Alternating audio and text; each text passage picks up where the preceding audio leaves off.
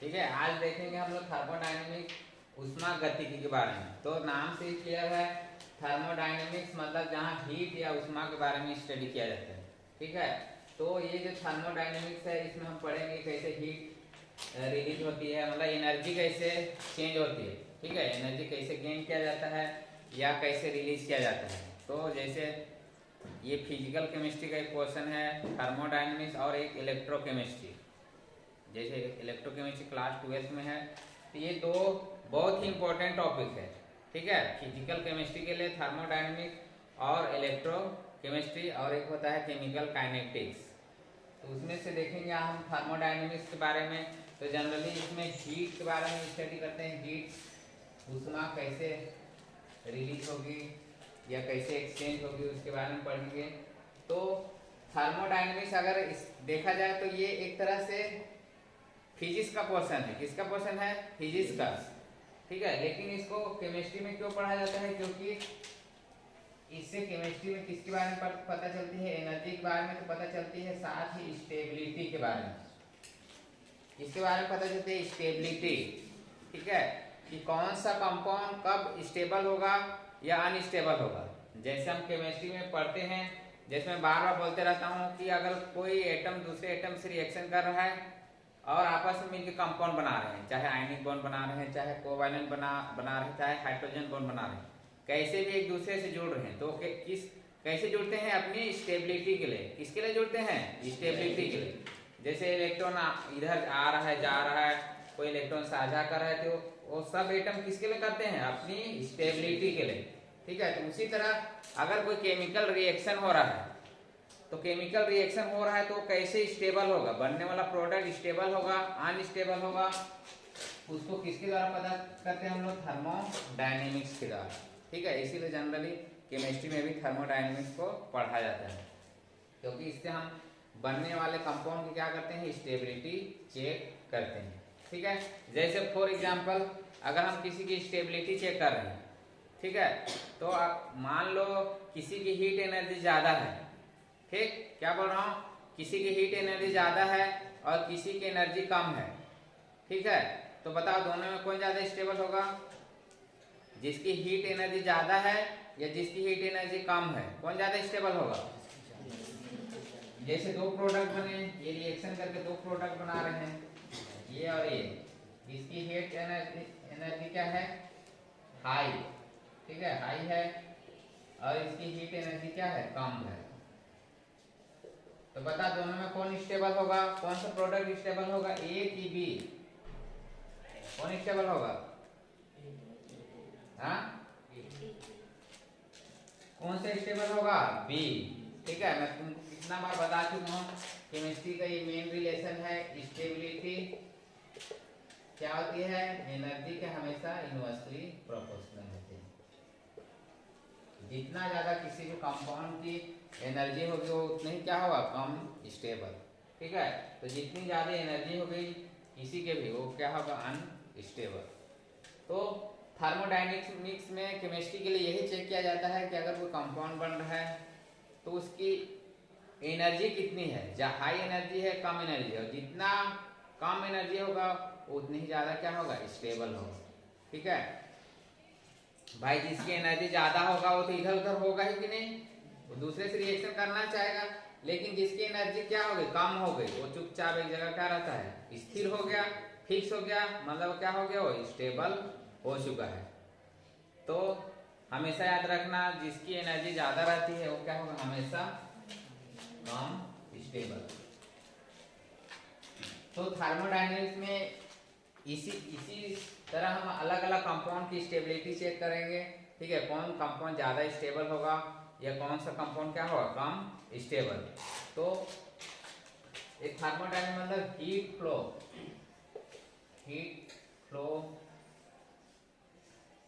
या मोशन, कैसे heat energy release होगा,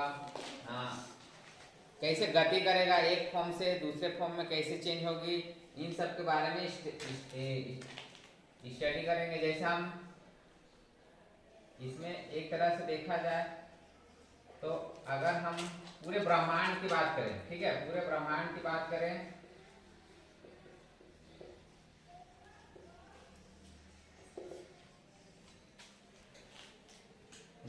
मान ले हम पूरे ब्रह्मांड की बात करें या यूनिवर्स की, ठीक है, तो तुमको पता है कि हमारे ब्रह्मांड में कितने सारे डिफरेंट टाइप की क्या है एनर्जी है कि नहीं।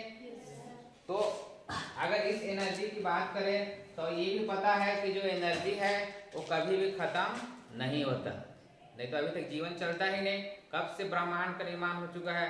तो अगर हमारी इस यूनिवर्स की बात करें, ठीक है, इस यूनिवर्स की बात करें या ब्रह्मांड की बात करें तो एनर्जी के बहुत अलग अलग फॉर्म है, जैसे उष्मा ऊर्जा हो गया, हीट एनर्जी हो गया, इलेक्ट्रिक एनर्जी हो गया, विद्युत ऊर्जा हो गया, ठीक है, यांत्रिक ऊर्जा हो गया, और क्या क्या ऊर्जा होता है, पवन ऊर्जा हो गया, जल ऊर्जा, मतलब इतने सारे एनर्जी के अलग अलग फॉर्म हैं और वो लगातार कंटिन्यू क्या हो रहा है, चल रहा है, क्योंकि कभी भी एनर्जी क्या होती है, फिनिश नहीं होती है, वो क्या हो जाती है, वो क्या होती है, एक्सचेंज होते रहती है। एनर्जी का एक फॉर्म क्या होता है दूसरे फॉर्म में क्या हो जाता है, चेंज हो जाता है, ठीक है, एक फॉर्म क्या होता है हमेशा दूसरे फॉर्म में कन्वर्ट हो जाए। जैसे एक आगे एग्जांपल बताओ,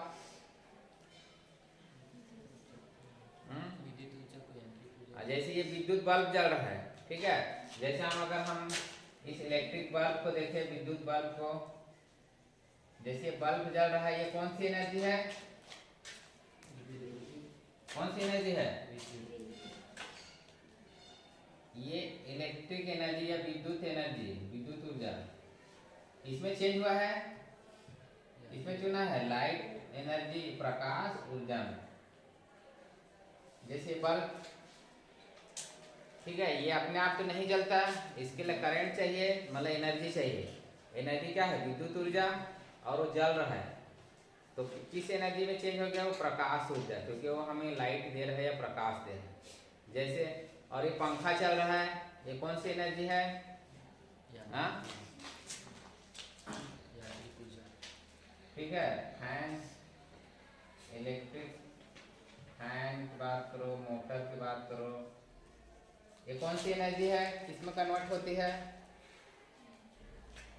इसमें, तो इसमें भी जो इलेक्ट्रिक एनर्जी है किसमें कन्वर्ट हो रही है, यांत्रिक ऊर्जा, मैकेनिकल एनर्जी, यांत्रिक ऊर्जा में क्या हो रही है, चेंज हो रही है। अगर ये यही खत्म हो जाता तो ये हमेशा खत्म हो जाता, लेकिन ये क्या हो जाता है, कन्वर्ट होते जा रहा है, एक एनर्जी दूसरे एनर्जी में क्या होते जा रहा है, चेंज होते जा रहा है। और एग्जाम्पल बताओ इसके अलावा, और क्या क्या एनर्जी किसी दूसरे एनर्जी में चेंज होता है, हाँ, कौन क्या बोल रहे हैं, हाँ, पवन ऊर्जा या जल ऊर्जा जानते हो, उससे विद्युत का क्या होता है, उत्पादन होता है, तो ये भी एनर्जी का क्या है, एक तरह का ट्रांसफॉर्मेशन है, एक्सचेंज है, ठीक है। उसके बाद जैसे हम देखते हैं, जैसे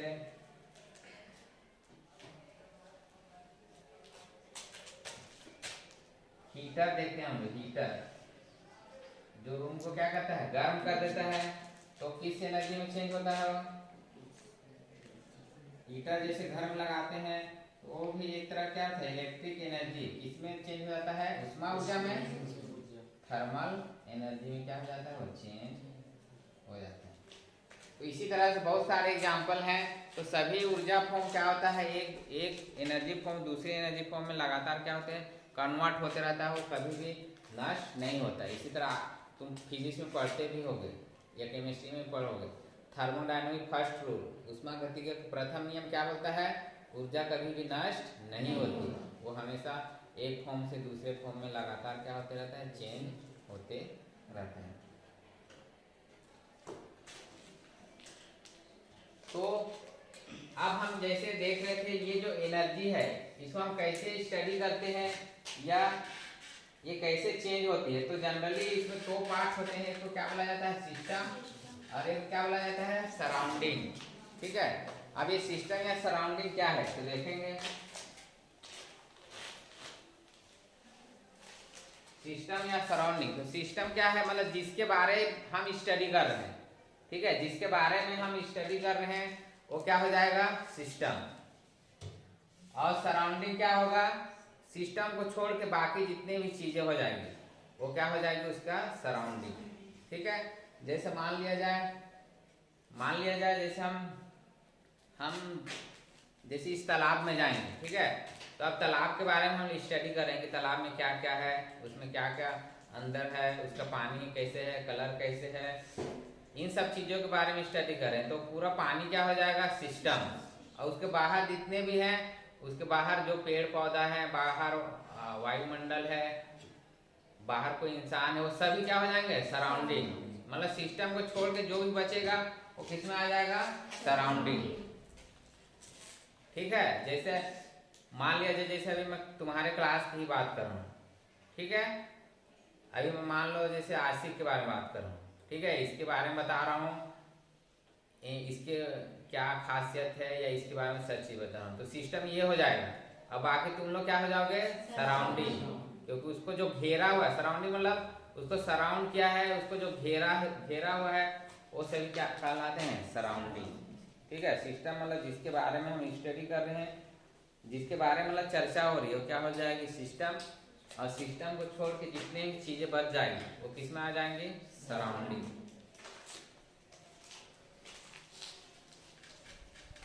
अब सिस्टम को देखेंगे हम लोग, ये कितने टाइप्स के होते हैं, टाइप्स ऑफ सिस्टम।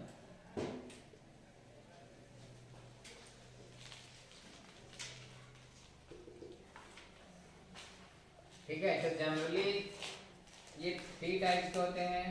एक को बोला जाता है ओपन सिस्टम, दूसरा होता है क्लोज सिस्टम, और थर्ड होता है आइसोलेटेड सिस्टम।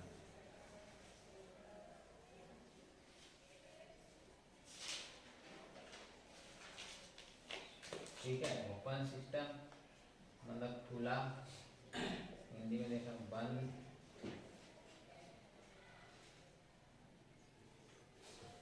और आइसोलेटेड को क्या बोलते हैं। तो पहला देखेंगे हम ओपन सिस्टम। ठीक है, ओपन मतलब क्या होगा, खुला। ठीक है, मतलब जिसमें सराउंडिंग से एक्सचेंज होगा, सिस्टम का किससे एक्सचेंज होगा, सराउंडिंग से अदला बदली होगा। तो इसमें क्या होता है, हम हीट एनर्जी की बात कर रहे हैं, तो इसमें मास और एनर्जी दोनों ही एक्सचेंज हो जाते हैं, दोनों ही क्या होंगे, एक्सचेंज होंगे। ठीक है, जैसा कि एग्जांपल देखते हैं,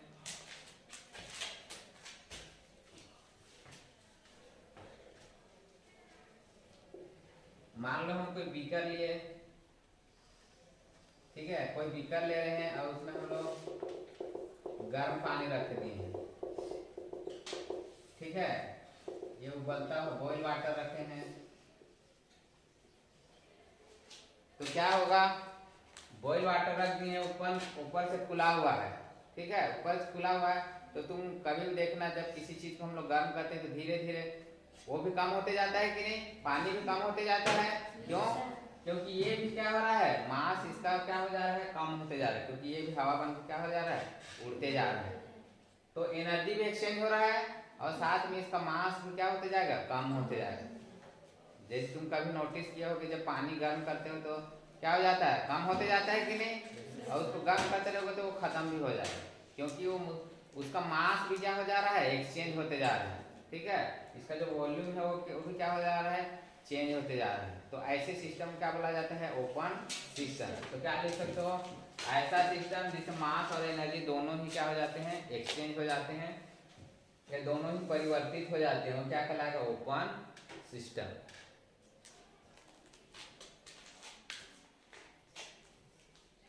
अब दूसरा देखते हैं हम लोग, क्लोज सिस्टम। तो क्लोज सिस्टम में क्या होता है,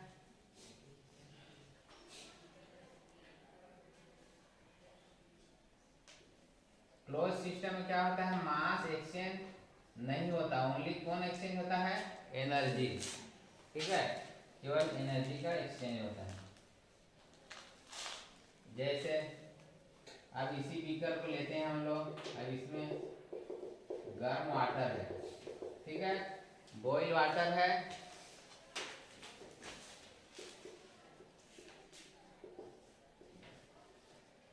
अब इसको लेकिन हम ऊपर से क्या किए हैं, ढक दिए हैं, क्या किए हम ऊपर से ढक दिए हैं। ठीक है, तब बताओ क्या एक्सचेंज होगा, एनर्जी केवल मास तो एक्सचेंज नहीं हो सकता, क्योंकि तुम कभी भी नोटिस करना ये क्या होगा, भले ऊपर उड़ेगा लेकिन ये बूंद बूंद करके क्या हो जाता है, नीचे गिरने लगता है और जम जाएगा, क्योंकि वो बाहर निकल नहीं पा रहा है। तो ऐसे सिस्टम को क्या बोलते हैं हम लोग, क्लोज सिस्टम। ठीक है, ऐसा सिस्टम जिसमें केवल एनर्जी एक्सचेंज होती है, मास एक्सचेंज नहीं होती, वो क्या कहलाएगा, क्लोज सिस्टम।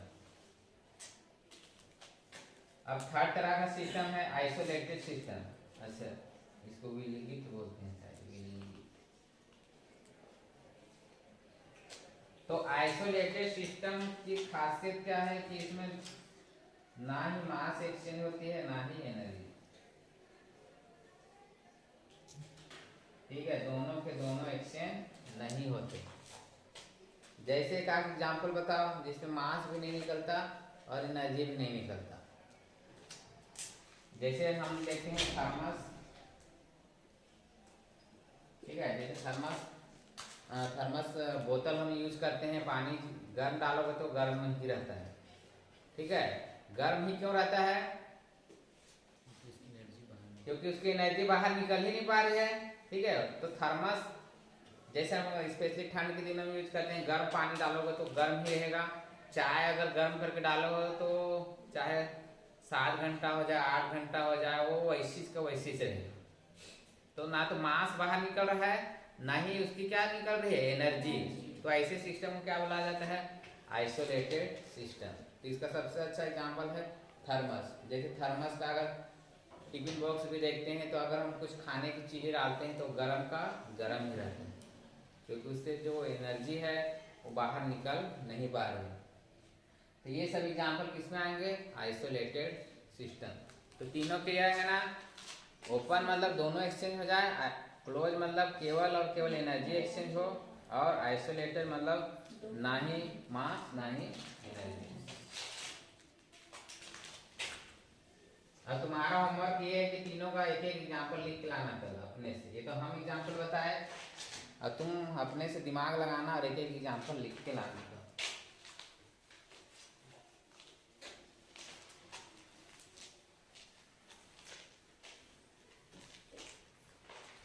ठीक है, अब इसके बाद हम पढ़ेंगे कुछ थर्मोडायनेमिक्स प्रॉपर्टी के बारे में पढ़ेंगे।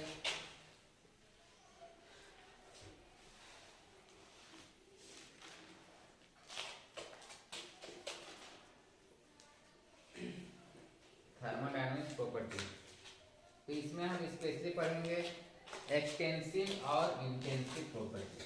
ये बहुत ही ज़्यादा इम्पोर्टेंट है, extensive and intensive.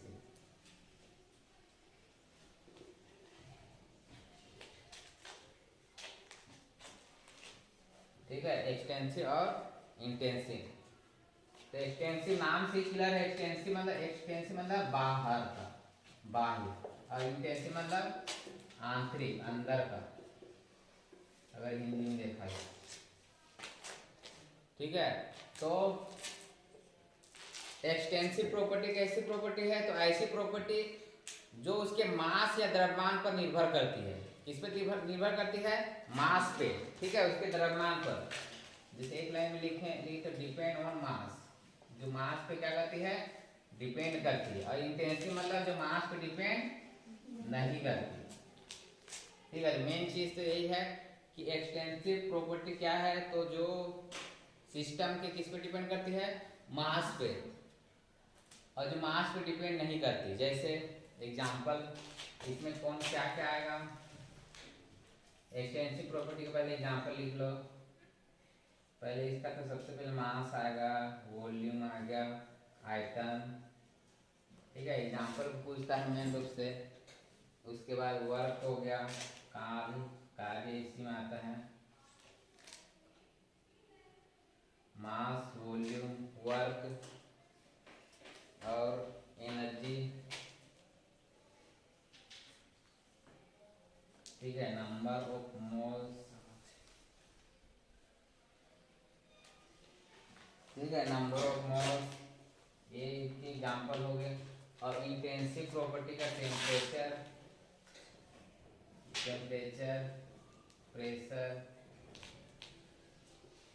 Temperature, pressure, molarity, ठीक है, टेम्परेचर हो गया, प्रेशर हो गया, मोलारिटी, विस्कोसिटी, सयांता, इन्हें क्या बोलते हैं, सयांता, कॉन्सेंट्रेशन, ये सभी एग्जाम्पल हैं, सांद्रता। तो बहुत सारे एग्जाम्पल हैं, मैं कुछ एग्जाम्पल जो मेन रूप से है उसको मैं लिखा, हीट कैपेसिटी और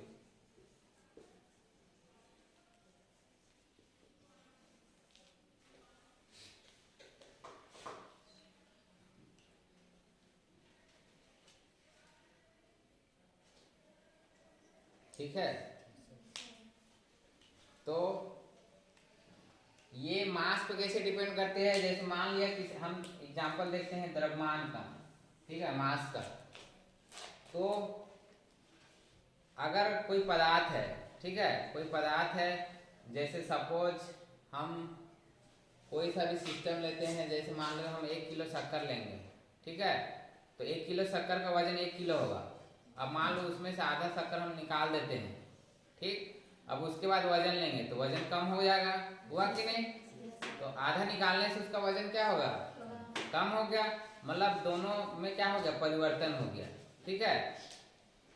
उसी तरह वॉल्यूम लेंगे, मान लिया जाए हम किसी भी चीज को ले रहे हैं, 1 लीटर ले रहे हैं, अब हम उसमें से कुछ अमाउंट निकाल देंगे, अब उसके बाद उसका वॉल्यूम लेंगे तो उसका अमाउंट क्या, उसका वॉल्यूम क्या हो जाएगा, चेंज हो जाएगा, होगा कि नहीं? लेकिन इधर क्या होता है, चेंज नहीं होता। जैसे हम लोग मान लिया जाए टेम्परेचर लें, ठीक है, सपोज हम टेम्परेचर ले रहे हैं, जैसे हम पानी को मान लिया गर्म कर रहे हैं, ठीक है, पानी को गर्म किए हैं हम लोग, ठीक है, पानी को गर्म किए हैं, जैसे मान लो हम किसी परात में, कोई बड़ा परात में हम पानी को गर्म किए हैं, ठीक है, जैसे मान लो ये बड़ा परात में हम पानी को गर्म किए हैं,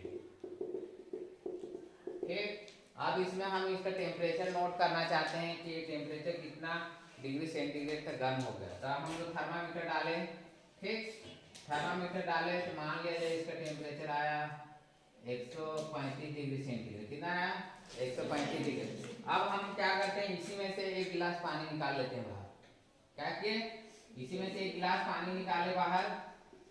अब उसका हम लोग टेम्परेचर थर्मामीटर डालेंगे तो टेम्परेचर कितना आएगा, कम आएगा कि ज्यादा आएगा, कितना आएगा, उतना नहीं आएगा, मतलब ये अमाउंट पे डिपेंड नहीं कर रहा है, ठीक है, ये अमाउंट पे डिपेंड नहीं कर रहा है, समझ में आया कि नहीं?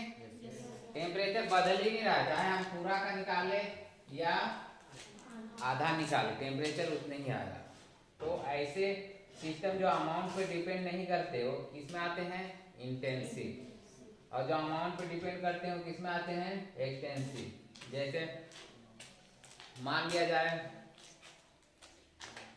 जैसे हम अपने ब्लड टेस्ट कराते हैं, ठीक है, जैसे हम ब्लड टेस्ट कराने जाते हैं, ठीक है, तो ब्लड टेस्ट कराने जाते हैं तो हमारे ब्लड टेस्ट कराए हो कि नहीं, तो ब्लड टेस्ट के लिए यहाँ से ब्लड निकालते हैं, तो ब्लड टेस्ट किए, ठीक है, तो जो भी आया, ए पॉजिटिव आया, बी पॉजिटिव, जो भी आया, तो भाई तो थोड़ा सा ब्लड का निकाले या पूरी ब्लड का निकाले, टेस्ट तो वही आएगा कि बदल जाएगा, तो अमाउंट पे वो डिपेंड नहीं कर रहा है, चाहे जितना ब्लड निकाले या थोड़ा ब्लड निकाले वो तो वही आएगा, वो चेंज नहीं होगा। तो ऐसी चीजें किसमें आती हैं, इंटेंसिव प्रॉपर्टी। जैसे और एक एग्जांपल देते हैं, जैसे विस्कोसिटी, सयांता, ठीक है, तो जैसे हम सयांता किसको बोलते हैं, किसको बोलते हैं, किसी भी लिक्विड मॉलिक्यूल्स के बहने का गुण किस तरह से बढ़ रहा है। जैसे इसका एग्जांपल, सबसे अच्छा एग्जांपल शहद है, क्योंकि शहद अब पानी को उड़ेलोगे तो कौन जल्दी बहेगा, पानी, क्योंकि वो पूरा प्योर वाटर है, लेकिन जो शहद होता है वो उसको विस्कस लिक्विड बोला जाता है। विस्कस ना जो गाढ़ा है, जो एकदम ज्यादा गाढ़ा हो, जो तो जैसे हम शहद को बहाएंगे, ठीक है, थोड़ा सा शहद बहाएं या ज्यादा बहाएं, बहेगा तो एक ही जैसे, तो उसकी प्रॉपर्टी चेंज नहीं हो रही है, तो क्या कहलाएगा, इंटेंसिव। और जैसे और एग्जांपल, जैसे कंसंट्रेशन या सांद्रता, ठीक है, जैसे हम लोग सांद्रता निकालते हैं, जैसे कल सॉल्यूशन बना रहे प्रैक्टिकल के लिए, तो उसी तरह सांद्रता निकालते हैं कि ये कितने कंसंट्रेशन का है, ज़्यादा का है, कम का है। जैसे मान लिया जाए ये हम कोई सल्फ्यूरिक एसिड बनाए थे, तो कल इसको डाइल्यूट किए थे, ठीक है, डाइल्यूशन किए थे, तो ये डाइल्यूट H2SO4 है। इसके साथ किए थे, वाटर के साथ डाइल्यूट बनाए थे। तो मान लिया जाए हम इसका कंसंट्रेशन निकाले थे, सपोज मान लिया जाए इसकी कितनी नॉर्मलिटी थी, 1 नॉर्मलिटी, ठीक है। ये पूरे बीकर, कोई बड़ा बीकर था, उसका कंसंट्रेशन निकाले, कितना आया, 1 नॉर्मलिटी। सांद्रता कितना आया, 1 नॉर्मलिटी।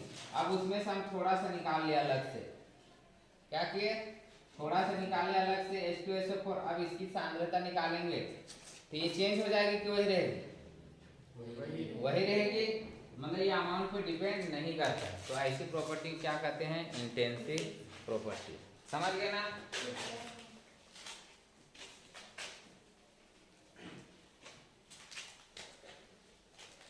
तो ये है एक्सटेंसिव, इंटेंसिव। इसका एग्जांपल पता रहना चाहिए, कंपटीशन एग्जाम में पूछता है। ये जैसे दे देगा कोई सा भी दे दिया, कंसंट्रेशन देगा और पूछेगा कि ये किस तरह की प्रॉपर्टी है। ऑप्शन दिया है एक्सटेंसिव, इंटेंसिव या दोनों में से कोई नहीं। और एक चीज याद रखना कि अगर दो एक्सटेंसिव प्रॉपर्टी को अगर हम लोग डिवाइड करें, ठीक है, एक्सटेंसिव बटे एक्सटेंसिव,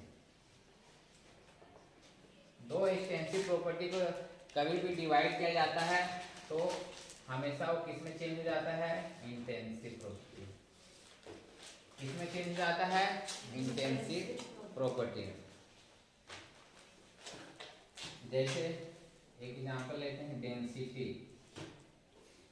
घनत्व, ठीक है। अभी एग्जांपल में लिखा था कि नहीं डेंसिटी के बारे में, तो ये एक तरह का क्या है, इंटेंसिव प्रॉपर्टी। क्या है, हाँ लिख लेना, एग्जांपल में नहीं लिख पाया थे। तो डेंसिटी, घनत्व कैसे होता है, एक इंटेंसिव प्रॉपर्टी। तो डेंसिटी का फॉर्मूला क्या होता है बताओ,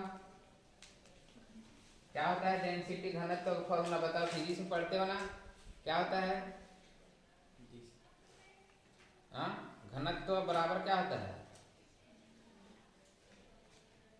क्या होता है जी, मास अपॉन वॉल्यूम, द्रव्यमान बटे आयतन, ठीक है। द्रव्यमान बटे क्या होता है, आयतन। तो इसमें मास या द्रव्यमान, अभी हम लोग पढ़े थे, मास कौन सी प्रॉपर्टी था, एक्सटेंसिव था कि नहीं, और आयतन कौन सी प्रॉपर्टी था, आयतन का एग्जांपल किसमें लिखा था, एक्सटेंसिव में, ठीक है। तो देखो ये भी एक्सटेंसिव, ये भी एक्सटेंसिव को एक्सटेंसिव से डिवाइड कर रहे हैं, तो किसमें चेंज हो जाता है बोला मैं, इंटेंसिव में। और देखो डेंसिटी क्या है, इंटेंसिव है, हुआ कि नहीं। तो ऐसे फॉर्मूला के बेसिस पे भी तुम निकाल सकते हो कि कौन एक्सटेंसिव होगा और कौन इंटेंसिव होगा। एक्सटेंसिव बटे एक्सटेंसिव दोनों को डिवाइड करते हैं तो जो मिलता है वो कैसा प्रॉपर्टी हो जाता है, इंटेंसिव।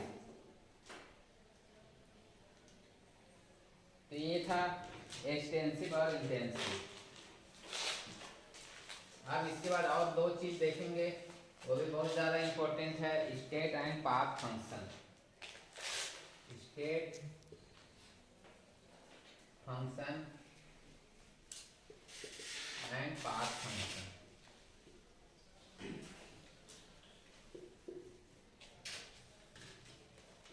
स्टेट को मीनिंग क्या बोलते हैं, अवस्था फलन, और पाथ को, पाथ मतलब रास्ता,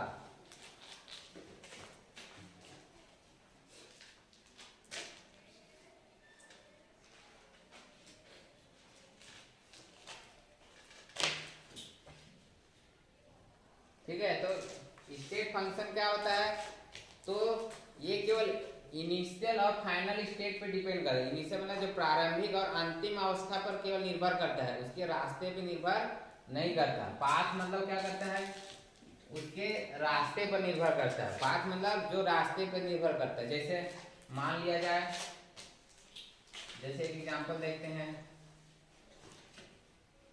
मान लिया यहाँ कोई पहाड़ है, ठीक है, ये कोई पहाड़ है। अब इसमें हमको चढ़ना है, ठीक है, इसमें हमको चढ़ना है, यहाँ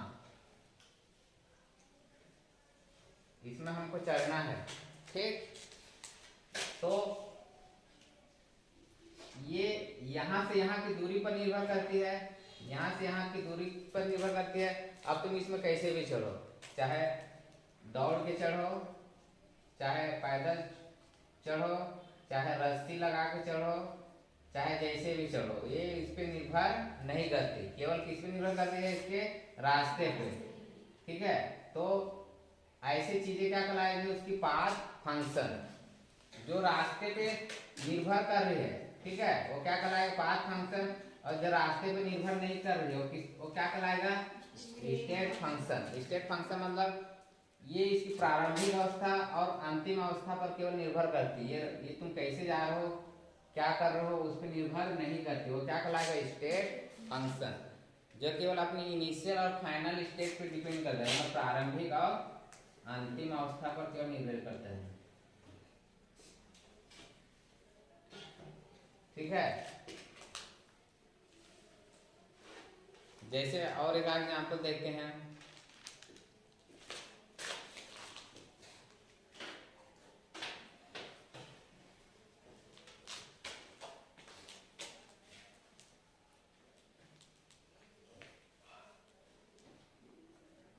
जैसे कोई भी, जैसे मैं कोई भी केमिकल रिएक्शन बनाने बोलूं, जैसे हम एग्जांपल देखते हैं, जैसे हम मैगी बनाते हैं कि नहीं, हाँ, तो मैगी को भी अलग अलग टाइप से बनाया जाता है कि नहीं। जैसे हम मैगी खरीद के लाए और ये जो मैगी बन गया ये, ठीक है, ये मैगी खरीद के लाए दुकान से और ये जो मैगी बन गया प्रोडक्ट वो है। तो मैगी को अलग अलग तरीके से बनाते हैं, कई लोग पानी गर्म करते हैं, उसके बाद मैगी को डालते हैं, और कई लोग अलग अलग टाइप से बनाते हैं। तो ये तुम ऐसे बनाओ चाहे ऐसे बनाओ, उस पर डिपेंड नहीं कर रहा है, केवल किस पर डिपेंड कर रहा है, ये मैगी प्रारंभिक में था और ये जो प्रोडक्ट बन गया केवल उस पर डिपेंड कर रहा है, क्योंकि उसको लास्ट प्रोडक्ट से मतलब है, मैगी बस बन जाना चाहिए, भले तुम जैसे भी बना, ठीक है। तुम किस तरीके से बना रहे हो उस पे उसको कोई लेना देना नहीं है, चाहे तुम पहले उसको गर्म करो, चाहे पहले मसाला डालो, कई लोग बाद में मसाला डालते हैं, अलग अलग तरीके से बनाते हैं, तो उस पर निर्भर नहीं कर रहा है, केवल प्रोडक्ट बन जाना चाहिए बस। जैसे बोला जाता है मैगी 2 मिनट में बन जाता है, ठीक है, तो बस 2 मिनट लगे 5 मिनट लगे, बस मैगी बन जाना चाहिए, भले तुम कैसे भी बना। बोलते हैं ना कई बार, किसी चीज़ बना बस बन जाना चाहिए, भले टेस्ट आया ना आया बस बन जाना चाहिए। तो वैसी है कि अगर केवल कोई इनिशियल और फाइनल पे डिपेंड करता है, किस तरह से बनाया जाएगा, कैसे रिएक्शन कराया जाएगा, उस पर डिपेंड नहीं करती, उसको क्या बोला जाता है, स्टेट फंक्शन। लेकिन अगर कोई बोल देता तुमको कि इसी तरीके से बनाना है, जैसे मैं बोल देता कि पहले तुमको मसाला को भूंजना पड़ेगा, ठीक है, उस तरह से ही मैगी बनाना बोल देता। अब तुम्हारा लिए एक ही रास्ता हो गया, तुमको वैसे ही बनाना पड़ेगा, तुम अपने तरीके से नहीं बना सकते, तो वो क्या कहलाएगा, पाथ फंक्शन, मतलब जो रास्ते पे क्या कर रहा है, निर्भर कर रहा है, ऐसी इसी रास्ते से तुमको जाना पड़ेगा। जैसे कहीं जाने के लिए 5 रास्ते हैं, ठीक है, और तुमको बोला जाता है तुम जैसे भी जाओ, लेकिन तुमको यहाँ से बिलासपुर पहुँचना है, तो तुम देखते अपने हिसाब से इधर से तुम जल्दी पहुँच सकते हो आसानी से, मतलब तुमको जाने में सुविधा होगी। लेकिन अगर तुमको बोल दिया जाता कि तुमको इसी रास्ते से जाना है, मेन रोड से ही जाना है और दूसरे रास्ते से नहीं जाना है, तो फिर तुमको वो पाथ और रास्ते पे डिपेंड करना पड़ता है, वो रास्ता कैसे है। तो ऐसे फंक्शन क्या कहलाते हैं, पाथ फंक्शन, जिसमें तुमको रास्ता पहले से पता है, इसी में जाना है, रास्ते में मतलब निर्भर है। लेकिन जहाँ रास्ते पे निर्भर नहीं है, तुमको जाना है बिलासपुर, तुम कैसे भी जाओ, किसी भी रास्ते से जाओ, बस तुमको बिलासपुर पहुँचना है, तो ऐसे वाले जहाँ काम होता है उसको क्या बोलते हैं, स्टेट फंक्शन। तो इसका भी एग्जांपल लिख लो, कौन स्टेट फंक्शन में आएगा और कौन पाथ फंक्शन है, ठीक है। तो स्टेट फंक्शन का एग्जांपल है टेम्परेचर, प्रेशर, वॉल्यूम, ठीक है, शॉर्टकट में लिख रहा हूँ, टेम्परेचर, प्रेशर, वॉल्यूम। ई को क्या बोला जाता है, इंटरनल एनर्जी, इंटरनल एनर्जी, ठीक। उसके बाद एच, एच को क्या बोला जाता है? एंथैल्पी। अभी पढ़ेंगे क्या होता है एंथैल्पी, क्या है होता है इंटरनल एनर्जी। तो ये सभी एग्जाम्पल है स्टेट फंक्शन के। एंथैल्पी हो गया। उसके बाद एक आता है एंट्रोपी। एस क्या है? एंट्रोपी। तो इन सब है, और भी एग्जाम्पल है, लेकिन ये जो मेन है उसको लिखा हूँ मैं स्टेट फंक्शन। उसी तरह पाथ फंक्शन इस पर डिपेंड करेगा। क्यू मतलब हीट, हीट को किसे दिखाते हैं? क्यू से, स्मॉल क्यू, और डब्ल्यू वर्क, कार्य। ये इसका दो एग्जाम्पल देखते हैं, हीट और वर्क।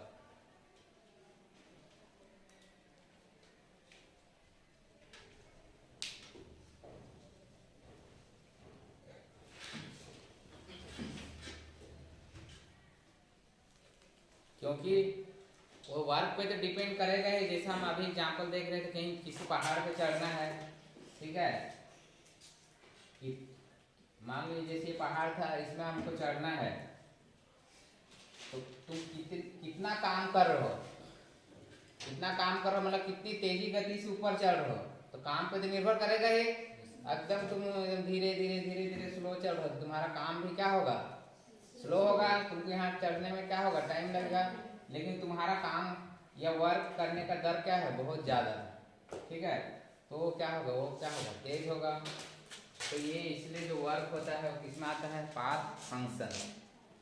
तो ये था स्टेट एंड पाथ फंक्शन।